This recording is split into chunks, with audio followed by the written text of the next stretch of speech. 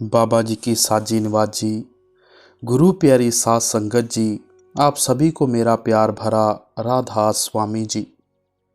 सत्संग शुरू करने से पहले मेरी आप सबसे गुजारिश है कि सत्संग को जरूर पूरा सुनें।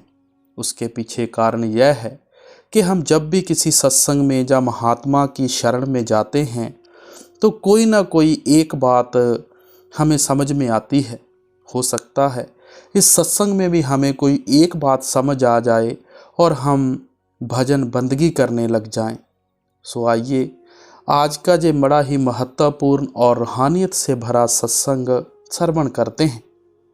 सत्संग के वचन संत पलटू साहब की वाणी में से लिए जा रहे हैं और ये कुंडली का शब्द है। मीठ बहुत सतनाम है, पियत निकारे जान। पलटू साहब कहते हैं कि नाम तो बड़ा मीठा है पर कोई पीता नहीं, क्योंकि जब तक यह 9 द्वारों को छोड़कर ऊपर ना चढ़े वह मिलता नहीं। और 9 द्वारों को हम छोड़ना नहीं चाहते, क्योंकि मन इंद्रियों के जरिए लज्जतें लेता है और इन लज्जतों को छोड़ते हुए हमारी जान निकलती है। पलटू साहब समझाने में कोई कमी नहीं छोड़ रहे। आप शब्द की पहली कड़ी में फरमाते हैं, मीठ बहुत सतनाम है। नाम तो इतना मीठा है कि जैसे गूंगा गुड़ के बारे में नहीं कुछ बता सकता, इस प्रकार है। संतों महात्माओं ने आंतरिक सूक्ष्म रूहानी अनुभवों, रूहानी मंडलों की स्थिति और परमात्मा से मिलाप के सहज ज्ञान और आनंद को अकथ अकह ला बयान कहा है। यह गूंगे का गुड़ है। जिस तरह गूंगा व्यक्ति गुड़ का स्वाद बयान नहीं कर सकता, उसी प्रकार इस सूक्ष्म अनुभव को स्थूल इंद्रियों के स्तर पर किसी संसारिक भाषा में बयान कर सकना असंभव है। जिस तरह बाहरी जगत में आगरा के ताजमहल, अमृतसर के हरमंदिर साहिब की सुंदरता की तुलना किसी दूसरी चीज से नहीं की जा सकती, उसी प्रकार आंतरिक सूक्ष्म आनंद की भी किसी बाहरी वस्तु या किसी बाहरी रस से तुलना नहीं की जा सकती। भीखा साहब कहते हैं, भीखा बात अगम की कहन सुनन में नाही, जो जाने सो कहे ना कहे सो जाने नाही। आप समझाते हैं कि आंतरिक सूक्ष्म रूहानी अनुभव भाषा में बयान नहीं किए जा सकते। जिसके अंतर में रूहानी रहस्य प्रकट हो जाते हैं, उसकी जुबान बंद हो जाती है। कबीर साहब भी यही कहते हैं, बाबा अगम अगोचर कैसा, ताते कहे समझाऊं ऐसा, जो दिसे सो तो है नाही, है सो कहा ना जाए। आप फरमाते हैं कि जो दिखाई दे रहा है वह वास्तविक नहीं, और जो वास्तविक है वह तो दिखाई नहीं देता और ना ही बयान किया जा सकता है। जिस तरह गूंगा व्यक्ति गुड़ की मिठास को बयान नहीं कर सकता, उसी तरह नाम को भी बयान करना शब्दों में असंभव है। कोई भी सुहागन पति के मिलाप और प्रेम के आनंद को शब्दों में बयान नहीं कर सकती, उसी तरह प्रभु से मिलाप के परम आनंद को भी शब्दों में बयान नहीं किया जा सकता। संतों महात्माओं ने अपनी वाणी में आंतरिक रूहानी मंडलों के संबंध में छोटे छोटे इशारे ही दिए हैं, क्योंकि उन मंडलों को शब्द में पूरी तरह प्रकट कर सकना असंभव है। अब संत मत या गुरमत को नाम मार्ग या शब्द मार्ग भी कहा जाता है, क्योंकि इसमें नाम या शब्द के अभ्यास द्वारा आत्मा को परमात्मा में लीन करने का उपदेश दिया जाता है। संत सतगुरु अपनी शरण में आने वाले जिज्ञासु को नाम या शब्द की कमाई का साधन और नाम के अभ्यास द्वारा सुरत को अंतर में शब्द में लीन करने की विधि समझाते हैं, जिसे सुरत शब्द योग भी कहा जाता है। नाम या शब्द 2 प्रकार का है। संतों महात्माओं ने परमात्मा के अनंत गुणों के आधार पर उसके जो नेक नाम रखे हैं, उन्हें वर्णात्मक, गुणवाचक या सिफाती नाम या शब्द कहा जाता है। नाम या शब्द का दूसरा भेद धुनात्मक है। धुनात्मिक नाम या शब्द परमात्मा से आ रही शक्ति की वह ध्वनि है जो ध्यान को आँखों के पीछे और मध्य एकाग्र करने से सुनाई देती है। संतों महात्माओं ने इसे सच्चा शब्द या सच्चा नाम भी कहा है। अनंत भाषाओं में रखे गए परमात्मा के सब वर्णात्मक नाम समय, स्थान या काल की सीमा में हैं, परंतु अंतर में आत्मा द्वारा अनुभव किया जाने वाला सच्चा नाम या शब्द परमात्मा की तरह अमर और अविनाशी है। यह नाम अंदर है, बाहर नहीं। गुरु नानक साहब कहते हैं, देही अंदर नाम निवासी, आपे करता है अविनाशी। आप कहते हैं कि नाम हमारे अंदर है और उस अविनाशी कर्ता का रूप है। गुरु अर्जन देव जी कहते हैं, नौनिध अमृत प्रभ का नाम, देही में इसका विश्राम। और गुरु अमरदास जी भी अपनी वाणी में यही कहते हैं, शरीरों भालन को बाहर जाए, नाम न लहे बहुत बेकार दुख पाए। आप सावधान करते हैं कि शरीर से बाहर नाम की तलाश करने वालों को सिवाय परेशानी के कुछ भी हाथ नहीं लगता। संत महात्मा समझाते हैं कि अलग अलग भाषाओं में रखे गए परमात्मा के अनेक नाम हैं, लेकिन आँखों के पीछे आत्मा के अनुभव में आने वाला सच्चा नाम केवल एक है। वह सब तरह की द्वैत से परे और ऊपर है। यह नाम या शब्द किसी का बनाया हुआ नहीं है। गुरु नानक साहब कहते हैं, अपन्यो आप साज्यो, आप्यो रच्यो नाव, दुई कुदरत साजिए कर आसन डिठो चाओ। परमात्मा ने अपनी और नाम की रचना भी स्वयं की है, फिर उसने नाम द्वारा सारी सृष्टि का सृजन किया। इसीलिए संतों महात्माओं ने नाम को ही परमात्मा या उसकी सृजनात्मक शक्ति कहा है। घर घर नाम निरंजना, सो ठाकुर मेरा, कि हर घट में समाया हुआ नाम ही सच्चा ठाकुर या परमेश्वर है। गुरु अमरदास जी कहते हैं, नामे ही ते सब कुछ हुआ। और गुरु नानक देव जी भी एक जगह कहते हैं, जेता कीता तेता नाओ, बिन नामे नाही को थाओ। गुरु साहबान इशारा करते हैं कि समस्त सृष्टि का सृजन नाम ने किया है और नाम सर्वव्यापक है। गुरु अर्जन देव जी कहते हैं, नाम के धारे सगले जंत, नाम के धारे खंड ब्रह्मांड। आप इशारा करते हैं कि नाम द्वारा पैदा की गई सृष्टि नाम के आधार पर कायम है। परमात्मा शब्द या नाम का भंडार है। उसका वास्तविक स्वरूप शब्द या नाम है। परमात्मा शब्द या नाम सबका एक ही है। परमात्मा नाम का सागर है। सृष्टि की रचना करने वाला नाम उसकी लहर है और आत्मा उसकी बूंद है। परमात्मा शब्द और आत्मा सजातीय हैं। तीनों का असल एक ही है। दरिया से निकाली गई नहर में दरिया की और बिजली घर से आ रही तार में बिजली घर की पूरी शक्ति समाई होती है। इसी तरह परमात्मा में से बह रही शब्द या नाम की धारा में परमात्मा की पूर्ण शक्ति समाई हुई है। जब तक बिजली घर में है, यह आरूप है। जब यह कार्यशील होती है तो जगह जगह इसका प्रकाश और प्रभाव दिखाई देता है। सचखंड में बैठा परमात्मा निर्लेप है। उससे बह रही शब्द या नाम की धारा उसका क्रियाशील रूप है। यह शक्ति ही सचखंड से नीचे उतरकर समस्त खंडों ब्रह्मांडों का निर्माण करती है। यह शक्ति ही पूर्ण अदृष्ट और दृश्यमान सृष्टि की रचयिता है और यह शक्ति ही समस्त सृष्टि का वास्तविक आधार है। जब तक यह शक्ति सृष्टि में समाई रहती है, सृष्टि कायम रहती है। जब वह प्रभु अपनी मौज से शक्ति को सृष्टि से निकालकर अपने में वापस मिला लेता है तो रचना प्रलय का शिकार हो जाती है। संत महात्मा समझाते हैं कि परमात्मा से छोटी कोई भी चीज आत्मा को परमात्मा से नहीं मिला सकती। शब्द परमात्मा का रूप है, इसलिए अपने अंदर आँखों के पीछे शब्द को पकड़कर ही आत्मा परमात्मा में समा सकती है। संत महात्मा समझाते हैं कि नाम के अभ्यास द्वारा आत्मा के आँखों के पीछे और मध्य एकाग्र होने पर साधक को शब्द की अलौकिक ध्वनि सुनाई देती है और शब्द का अनुपम प्रकाश दिखाई देता है। शब्द की शक्तिशाली ध्वनि आत्मा को इस तरह अपनी तरफ खींचती है जिस तरह एक शक्तिशाली चुंबक छोटी सी सुई को अपनी तरफ खींचता है। शब्द या नाम की ध्वनि को सुनकर आत्मा आंतरिक मंडलों का रुख कायम कर लेती है और शब्द के प्रकाश को देखती हुई सारे आंतरिक मंडलों को पार करती हुई शब्द के स्रोत उस परम पिता परमात्मा में समा जाती है। संत महात्मा समझाते हैं कि जब तक सचखंड में बैठा परमात्मा देह धारण करके साकार रूप में प्रकट ना हो, आत्मा कभी अपने आप अंतर में स्थिर शब्द या नाम से नहीं जुड़ सकती।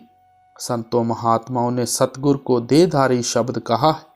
संत सतगुरु ने अपनी आत्मा शब्द में लीन करके परमात्मा से मिलाप हासिल किया हुआ होता है। वह शब्द के अभ्यास द्वारा आत्मा को परमात्मा में अभेद करने की युक्ति का ज्ञाता होता है। वह अपनी शरण में आने वाले साधक को शब्द के अभ्यास द्वारा अंतर में आत्मा को शब्द में लीन करने की युक्ति समझाता है और उसे अपनी लिव शब्द से जोड़ने में अनेक प्रकार की सहायता देता है। यूं कह सकते हैं कि सतगुरु के रूप में बाहर प्रकट शब्द जीवात्मा को अंतर में शब्द या नाम से जोड़ने में और अंतर में शब्द के रूप में कार्यशील परमात्मा से अपने साथ मिलाने में सहायता देता है।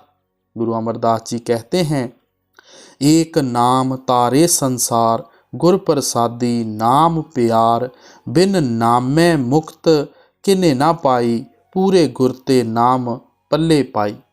आप कहते हैं कि सारे संसार को मुक्ति देने वाले नाम रूपी परम तत्व की प्राप्ति सतगुरु की दया मेहर से होती है।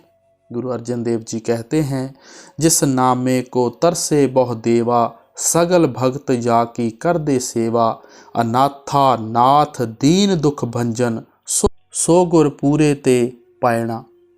आप समझाते हैं कि वह नाम रूपी सार पदार्थ जो सब भक्तों का इष्ट है और जिसके लिए देवी देवता भी तरसते हैं, उसकी प्राप्ति केवल पूरे गुर से प्राप्त होती है। नाम का मूलक धन सतगुर से प्राप्त होता है, लेकिन प्राप्त उसे होता है जिस पर प्रभु दया करता है। गुरु अमरदास जी की वाणी है, नामे जेवड होर धन नाही कोई, जिसनु बख्शे साचा सोई। शब्द या नाम एक है, लेकिन संतों महात्माओं ने इसे अनेक नामों से पुकारा है। संसार के सब पूर्ण महात्मा, चाहे वे किसी भी कौम, मजहब या मुल्क में क्यों ना आए हों, अनंत काल से प्रभु प्राप्ति के लिए शब्द या नाम के इस एक साधन का ही प्रचार करते आए। वे कहते हैं कि जिस परमात्मा ने सृष्टि की रचना की है और जिसने अपनी मौज से अपने अंश को इस सृष्टि में भेजा है, उससे इसे अपने साथ मिलाने का साधन भी स्वयं इसके अंदर ही रखा हुआ है। प्रभु द्वारा स्वयं सृजित इसे एक अनाद, सर्वव्यापी और परिवर्तन रहित साधन को छोड़कर प्रभु प्राप्ति के बाकी सब साधन मानवकृत और अधूरे हैं। गुरु अर्जन देव जी कहते हैं, सगल मतांत केवल हरि नाम, सब धर्मों का साझा आधार नाम जा शब्द की कमाई है। आप कहते हैं, सर्व धर्म में श्रेष्ठ धर्म हर को नाम जपे निर्मल कर्म। सबसे ऊंचा धर्म और सबसे निर्मल कर्म शब्द या नाम की कमाई है। गुरु नानक साहब कहते हैं, सगले कर्म धर्म सुच संजम, जप तप तीर्थ शब्द बसे। आप फरमाते हैं कि हर प्रकार के कर्म, धर्म, संयम, जप तप तीर्थ आदि शुभ कर्मों का फल नाम की कमाई में शामिल है। जिसने शब्द की आराधना की, उसने सब कुछ पा लिया और सब कुछ पाया। जिसने शब्द की आराधना को छोड़कर बाकी जो कुछ भी किया, वास्तव में उसने कुछ भी नहीं किया और पाया भी कुछ नहीं। हर प्रकार के दूसरे साधन शब्द या नाम की कमाई में सहायता देने के लिए है, उसका स्थान लेने के लिए नहीं। कलयुग में तो संतों ने विशेष तौर पर नाम की महिमा की है। गोस्वामी तुलसीदास जी कहते हैं, चौं जुग चौं श्रुति नाम प्रभाव, कल विशेष नाही आन उपाव। आप फरमाते हैं कि चारों युगों और चारों वेदों में केवल नाम को ही मुक्ति का साधन माना गया है। कल युग में तो नाम के सिवाय मुक्ति का कोई दूसरा साधन है ही नहीं। स्वामी जी महाराज कहते हैं, कलयुग कर्म धर्म नहीं कोई, नाम बिना उधार ना होई। संतों महात्माओं की वाणी में शब्द या नाम की कमाई और नाम की कमाई द्वारा प्रभु की भक्ति में लगे हुए सच्चे भक्तों की अपार महिमा की गई है। उन्हें सच्चे ज्ञानी, सच्चे भक्त और सच्चे जन कहा गया है और उन्हें प्राप्त अद्भुत आत्मिक आनंद की उपमा भी की गई है। नाम को अमृत कहा गया है क्योंकि यह आत्मा को अमर कर देता है। इसे जीवन दाता, मुक्ति दाता, ज्ञान दाता, आनंद दाता, सहज दाता आदि भी कहा गया है। नाम की कमाई द्वारा साधक में भी उन सद्गुणों का प्रवेश होना शुरू हो जाता है जो नाम या प्रभु में है। वास्तव में शब्द या नाम की कमाई द्वारा साधक प्रभु में समाकर उसका ही रूप हो जाता है। पर पलटू साहब हमें फिर फरमाते हैं, किन लज्जतों को छोड़ते हुए हमारी जान निकलती है। हम नाम का स्वाद नहीं चखते, रात को भजन बंदगी नहीं करते, उस प्यारे की याद में बैठते नहीं। अगर बैठते नहीं तो हमें ये रस कैसे आ सकता है। अपनी दूसरी कड़ी में संत पलटू साहब क्या फरमाते हैं, आइए श्रवण करते हैं।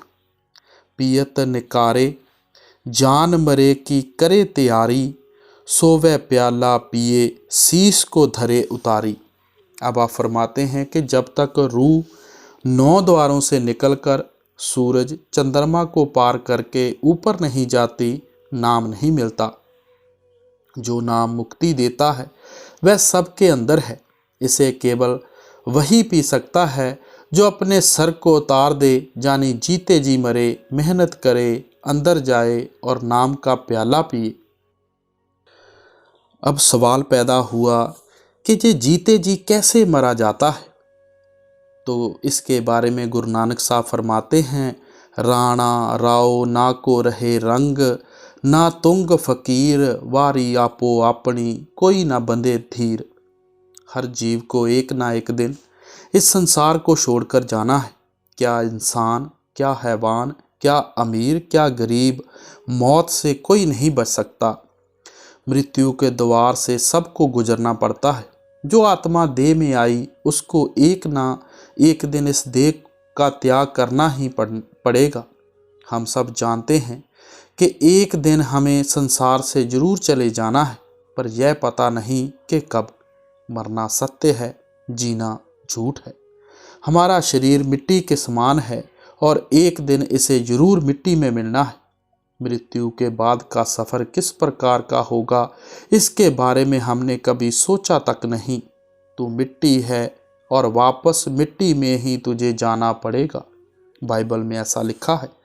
हम दूसरों के मरने पर रोते हैं, हमें अपने आप पर रोना चाहिए और परलोक के लिए सामग्री जुटानी चाहिए।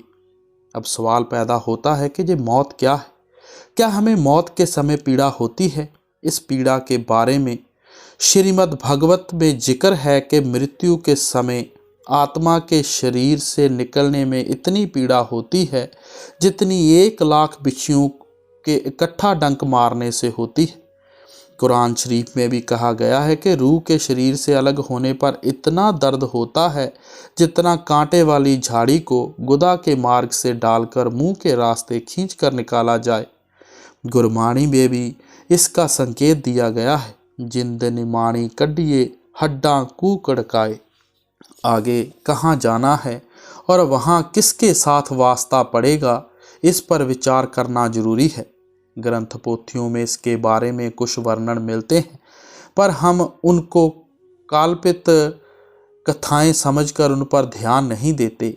शायद हम यह समझते हैं कि यह जीव को डराने के लिए हैं ताकि उनकी रुचि शुभ कर्मों की ओर बढ़े।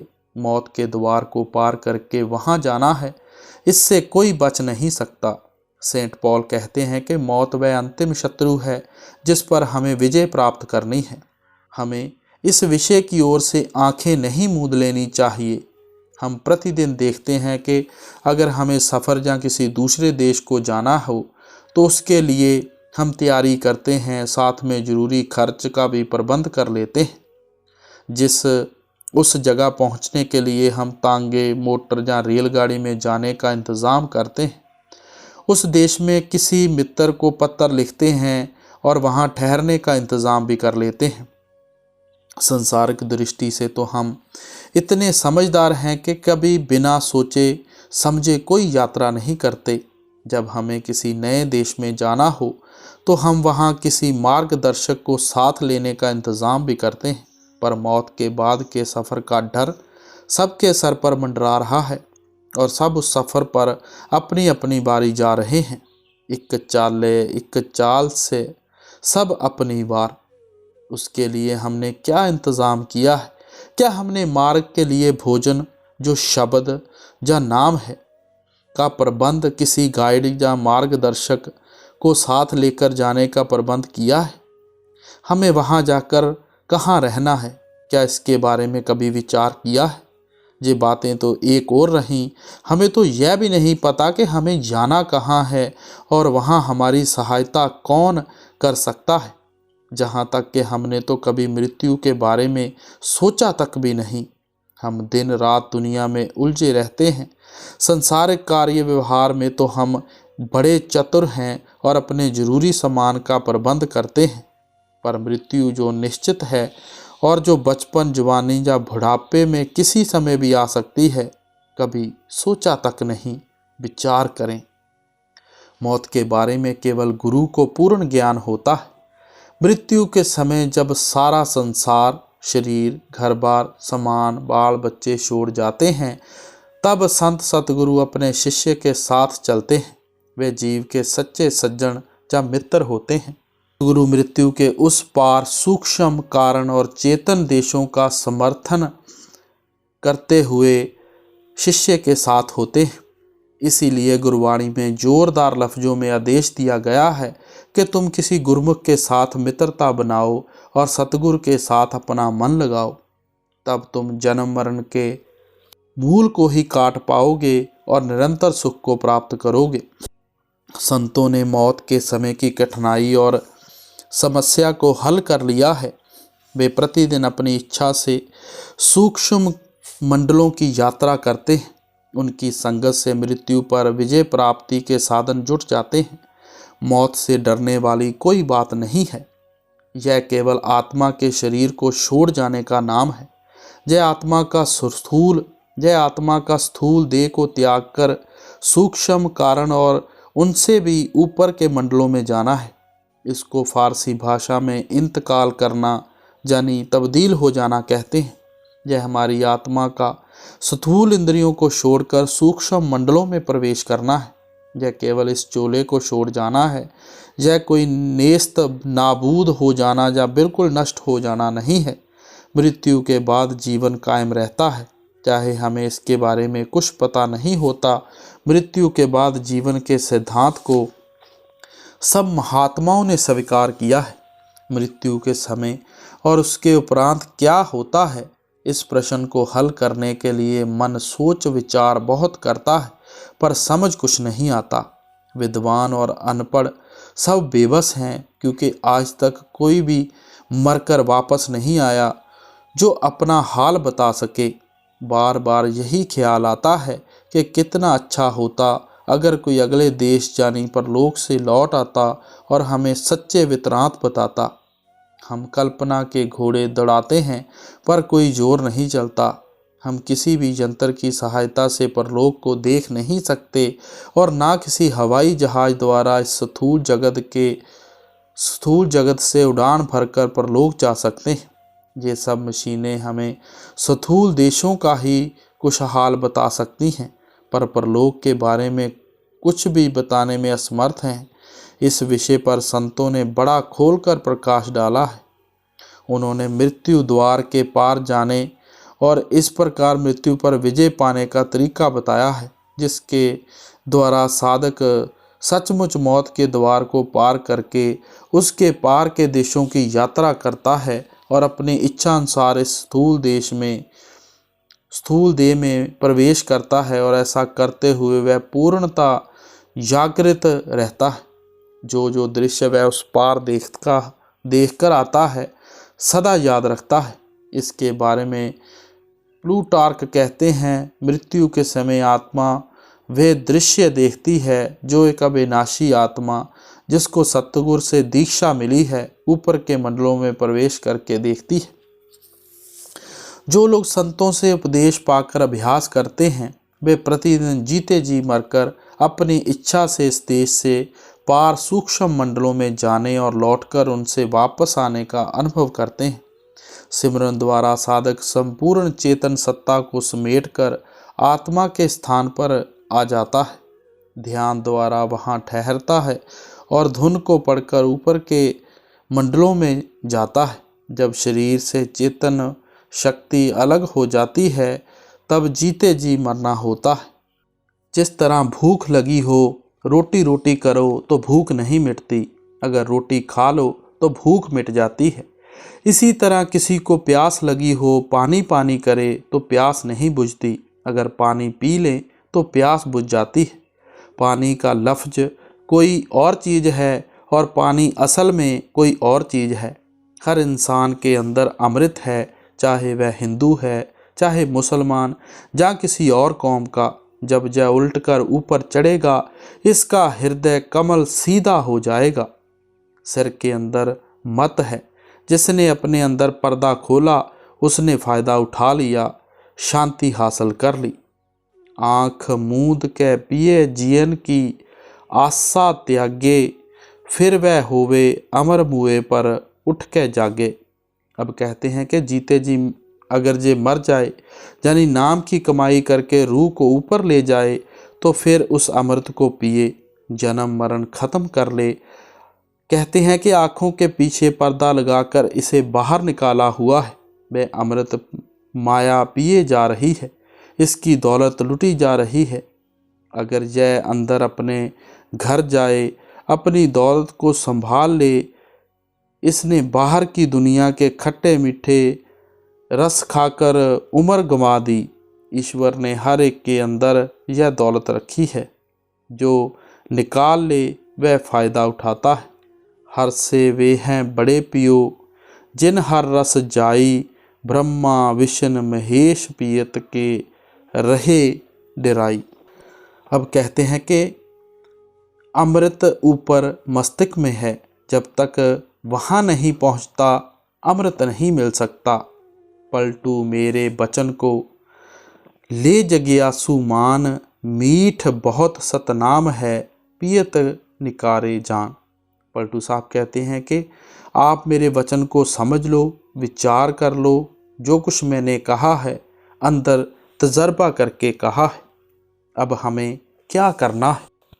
शास्त्रों में अमृत वेले का वर्णन ब्रह्म मुहूर्त या ब्रह्म घड़ी कहकर किया गया है। प्रभात के समय जब रात का एक पहर बाकी हो उसको अमृत वेला कहते हैं। यह समय ही प्राचीन काल में ऋषियों, मुनियों और जोगियों ने ईश्वर भजन और आराधना के लिए चुना था और गुरबाणी में भी इसकी बहुत महिमा की गई है।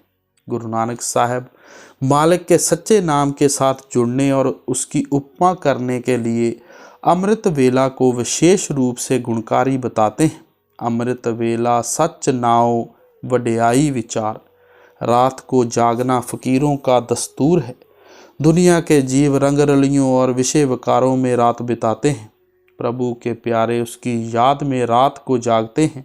जागने में ऐसा जागना सफल है जिसमें हरि कीर्तन किया जाए। मौलाना रूम फरमाते हैं कि रात प्यारे प्रीतम के प्रकट होने का समय है। यह समय सोकर गवा देना अपने आप के साथ अन्याय करना है। दिन कार्य व्यवहार के लिए और रात खुदा के इश्क और भक्ति के लिए होती है। सारी रात प्रीतम के साथ बातें करने में गुजारनी चाहिए। सारी दुनिया तो सोती है पर भक्तजन सारी रात मालिक के चरणों में बिताते हैं।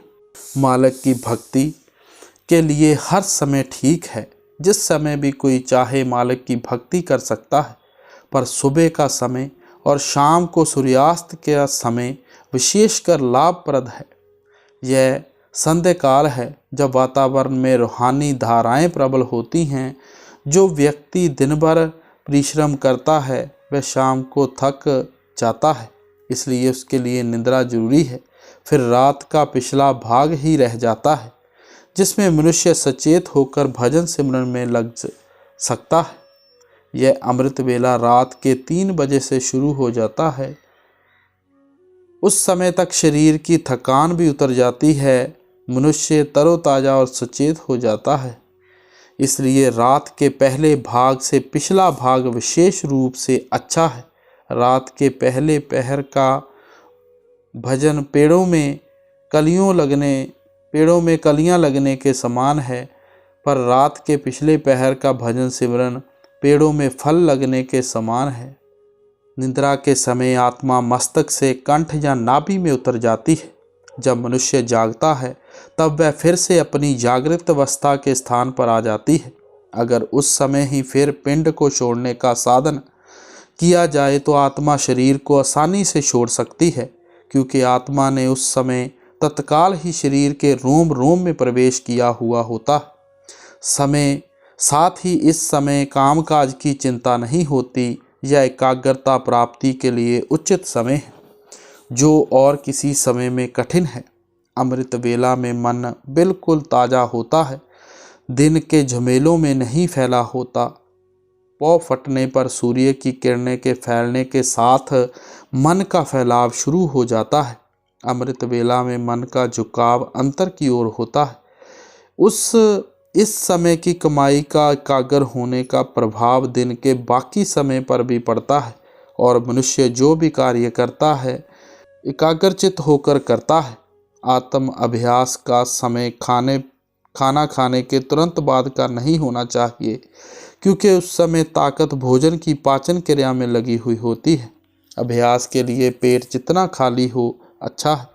अमृत वेला में भोजन हजम हो जाने से पेट खाली होता है। गुरु रामदास जी फरमाते हैं कि अमृत वेला में हरि भक्ति में लिव लगानी चाहिए, क्योंकि इस वेले की कमाई फलती फूलती है, कभी जाया नहीं होती, और उससे मनुष्य अपना लोक और परलोक संवार लेता है। अमृत वेला में दुनिया सोती है और हरिजन अपने हरि की याद में जागते हैं और उसके रंग में रंगे जाते हैं। भगवत गीता में भी श्री कृष्ण जी फरमाते हैं कि जिस अमृत वेला को साधारण मनुष्य रात समझकर गहरी निद्रा के झोंके लेता है, उस समय संयमी जागता है, और जिसको दिन समझकर साधारण लोग जागते हैं उसको संयमी मुनिजन रात समझते हैं। जॉन एस हॉलैंड अपनी पुस्तक द लाइफ ऑफ क्राइस्ट में कहते हैं, पौ फटने से पहले हिंदुस्तान में रात का एक खास घंटा होता है, जब आकाश में तारे और प्रकाश में झिलमिलाते हुए अधिक स्पष्ट दिखाई देते हैं। वृक्ष चुपचाप हमारे आसपास मित्रों की तरह खड़े प्रतीत होते हैं। अभी तक पक्षियों के जागने की आवाज़ नहीं होती, पर संपूर्ण संसार बड़ा सजीव, मौन और आकांक्षा में प्रतीत होता है। ऐसे समय में गोचर दिखाई देने वाली और अगोचर ना दिखाई देने वाली चीज़ों के बीच का पर्दा इतना बारीक होता है कि रूह को सदा के सौंदर्य और सत्य को जानने में कोई रुकावट महसूस नहीं होती। जो मनुष्य अमृत वेला में नहीं उठता वह जिंदा नहीं मुर्दा है, और जो सर इस वेले में मालिक की भक्ति में नहीं झुकता वह सर काट देने के लायक है। मौलाना रूम कहते हैं कि हे जिज्ञासु, तू रात को अपनी निद्रा त्याग कर रात को जागने वालों की गली में जा। तू देखेगा कि वह उसके प्यार में मजनू के समान इस प्रकार आंतरिक प्रकाश में मगन बैठे हैं जिस प्रकार पतंगा दीपक के प्रकाश पर आशिक होता है। भाई नंदलाल जी का कथन है, बेदारी अस्त जिंदगी ए सहबाने शौक गोया हराम करदम अज आइंदा ख्वाबे सुबह। आप फरमाते हैं कि ख्वाजा कुतुबुद्दीन फरमाते हैं कि हे पुत्र, तू आधी रात नींद को त्याग कर इस इंतज़ार में रह के प्यारा तेरी ओर नज़र करे। फिर फरमाते हैं, ए दिल, अगर तू प्रीतम के चेहरे के नूर को पाना चाहता है तो तू प्रभात के समय जाग उठ और सोने के नाज भरे बिस्तरे को छोड़कर किसी अंधेरे एकांत किनारे में सचेत होकर बैठ। मौलाना रूम साहब फरमाते हैं कि हे खूबसूरत चांद, हे खूबसूरत चांद के समान जिज्ञासु, अगर तू रात को नाश होए तो तुझे अविनाशी अमर पद का खजाना नजर आ जाए। तेरी रात उस गुप्त सूर्य द्वार उज्जवल हो जाए, तेरी आँख खुल जाए और तू उस नूर को देख सके। सो गुरु प्यारी साध संगत जी, आज का ये रूहानियत से भरा सत्संग जो कि पलटू साहब की कुंडलियों में से लिया गया था, हमने श्रवण किया। इसके बारे में नाम की चर्चा की गई और अमृत वेले में किस तरह बैठना है और क्यों बैठना है इसके बारे में बताया गया। सो अभी हमें भी ये सत्संग, अगर हमने ये सत्संग पूरा सुन लिया है तो हमें इसमें एक बात समझ आएगी कि बैठना क्यों ज़रूरी है, भजन सिमरन क्यों ज़रूरी है और किस समय हमें भजन सिमरन करना है। अगर हम भी भजन सिमरन करेंगे तो एक न एक दिन ज़रूर वो मालिक बख्शिश करेगा, वो प्रकाश हमें दिखाई देगा, वो ध्वनि हमें ज़रूर सुनाई देगी।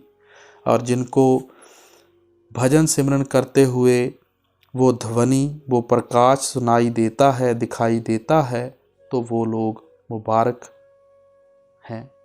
राधा स्वामी जी।